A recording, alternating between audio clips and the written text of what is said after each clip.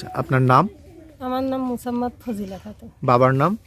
বাবার নাম তুরাব মোড়ল নিচে গ্রাম? চাপাতলা। আচ্ছা, গতকাল আপনার সাথে যে একটা অমানবিক ঘটনা ঘটেছে, আমরা জানতে পেরেছি যে আপনার সাথে একটা খুবই অন্যায় হয়েছে।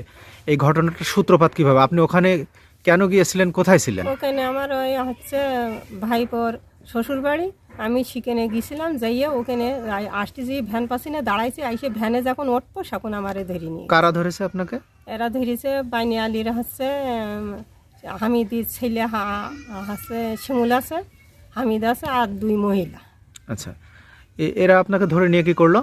এরা আমার ধরে নিয়ে যাইয়ে যে তুমি এখানে কী করতে আইসাও, তুমি হয়েছে আমাদের বউকে ক্ষতি করতে আইসাও। আমি বলছি না, আমার কাছে দেখেন কোনো কিছুই নেই। ওরা আমার ব্যাগ কেড়ে নিয়েছে, টাকা কেড়ে নিয়েছে, নেওয়ার পর মোবাইল কেড়ে নিয়েছে, নেওয়ার পর বাইন্দে আমার। আরেকটা কথা এখন, এটা আমরা পরে শুনছি। বলছি এই যে হামিদের ছেলে শিমুল বা হামিদ, এরা আপনাকে কিভাবে চেনে? ওদের সাথে কি আপনার পূর্ব পরিচয় ছিল? না না, কোনো পূর্ব পরিচয় ছিল না। ওগে বাড়ি একটা গন্ডগোল ঝামেলা, ওই মেয়ে আমাদের এই জায়গায় বিয়ে হয়েছিল আমার ছেলের সাথে।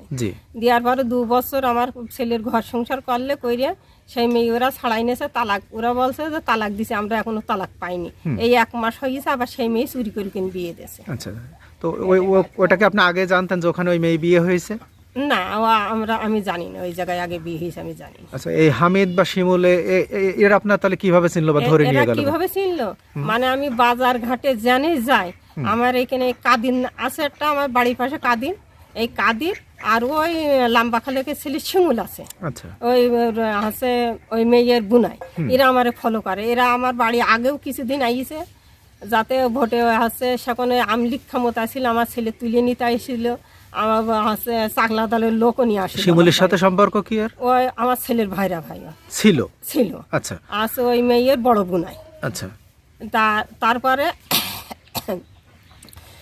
ওই শিকেনতে সূত্রটা আমার ছেলের কাছে মেয়ে দেশে দেওয়ার পরে উনি শাশুড়ির পর রাখছিল, থাকার পরে মেয়ে দেশে এখন কিভাবে নেবে মেয়েটা আমার হাতে ভালোভাবে এখান থেকে নিয়ে যে ওরা আবার বিয়ে দিয়ে দিল।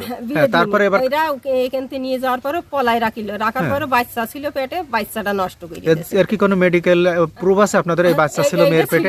এইটা ছিল না বলে আমি কিছু করতে পারি। আচ্ছা, তাহলে এই বিষয়টা আমরা একটু হাইড করে যাই।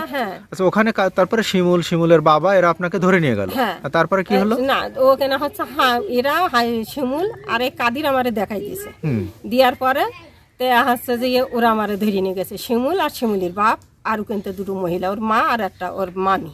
রাস্তা থেকে রাস্তার পরেতেই আমার ধরে নিয়ে গেছে। রাস্তার পরেতে ধরে নিয়ে যাই, তুমি এখানে কি করতে আইছো? আমি তো হয়েছে আমি চলে যাচ্ছি, আমি তো কুটুম বাড়ি আসছিলাম।